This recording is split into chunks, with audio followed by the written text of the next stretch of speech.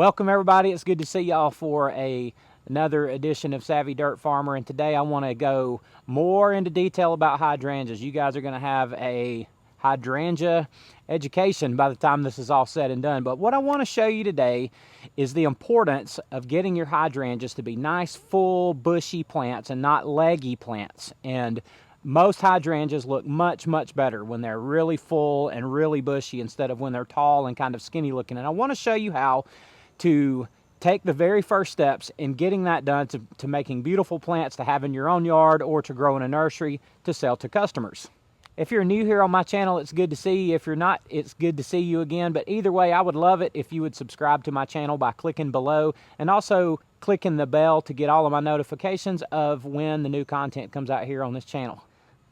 Now, the real key to getting your hydrangeas nice and bushy and full looking is to do it from the very beginning of their lives. Now, I've shown you quite a bit about propagating hydrangeas and how I do that, and there are other ways that you can propagate them, but just ways that I've had success doing them. And these are some hydrangeas here that I have propagated. These were rooted this year, and these were done last year. These are limelight hydrangeas here, and these are silver dollar hydrangeas, but they're very similar hydrangeas in that they are in the Paniculata family, and they have very similar characteristics and very similar growth habits. So I'm not exactly comparing apples to apples here when I show you this, but it's kind of like I'm comparing a red apple to a green apple. So I think I can use these as an appropriate example. But these hydrangeas right in front of me here are, again, they're limelights, and I just put those in the propagation mist probably in June this year, and they've grown to this point, and truth be known, they don't look great, but they don't look terrible either.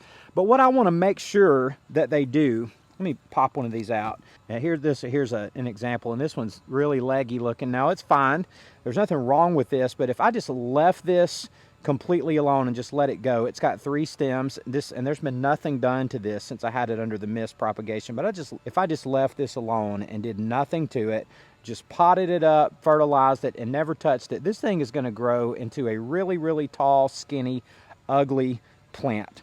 So what we want to do is, even from the time that they're small like this, and I know this is going to look terrible and you're going to say, hey, you're a hydrangea murderer or whatever, I'm going to take all of these branches and cut them off, and that's all I'm going to have left. And I know that looks horrific, and that looks like that's going to die, but it's not.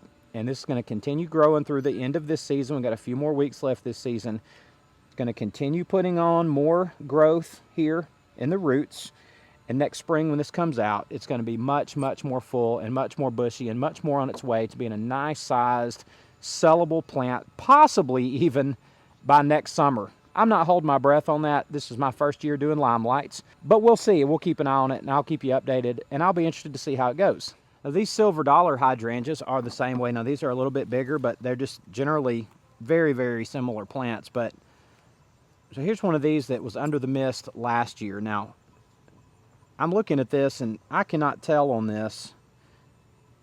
Yeah, it was cut. It was pruned right there at my fingertip last year, and right there at my fingertip last year. And you can see that it's branched out. But in order for it to branch out even more, we're going to just clip all of this off. And we're going to make sure that we're clipping it right above a leaf node there where it will bud out, like right there at my fingertip. And there's a little bit of dead stuff in here, and we'll cut that off too. We're just going to clean this up and make it a nice looking plant that will be well on its way to being just really full and really, really on its way to being spectacular.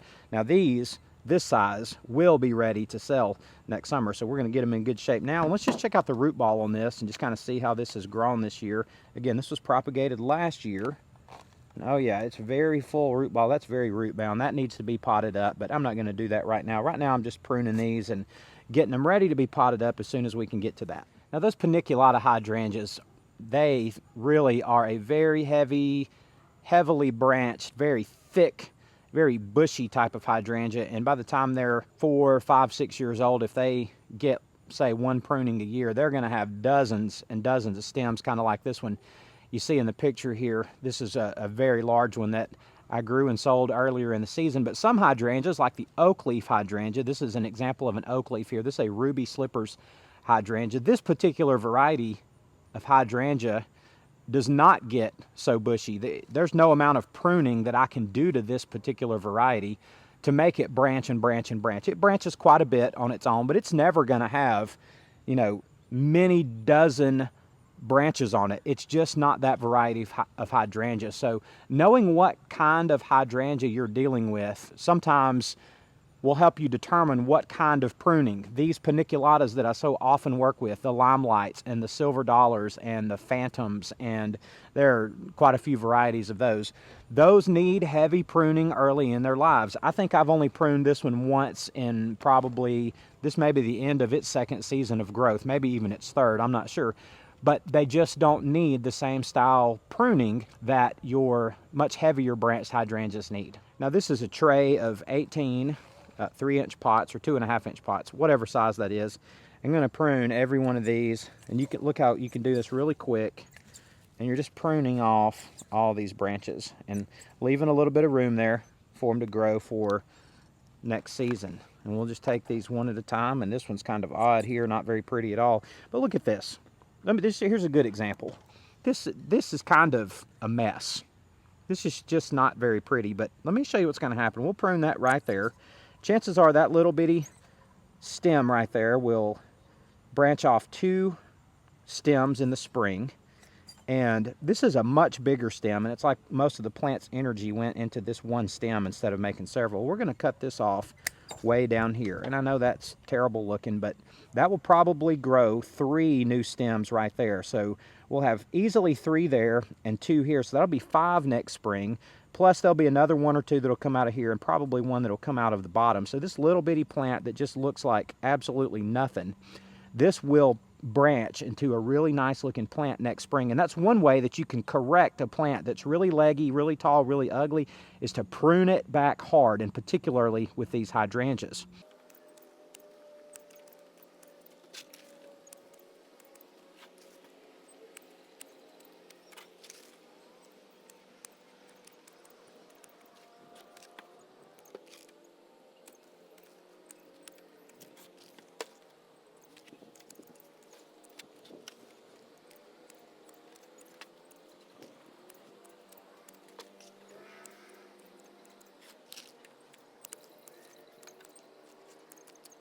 And then you just stick them back in the tray. You know, sometimes the monotony of nursery chores is brutal, and you wish you could do something to make it hurry up.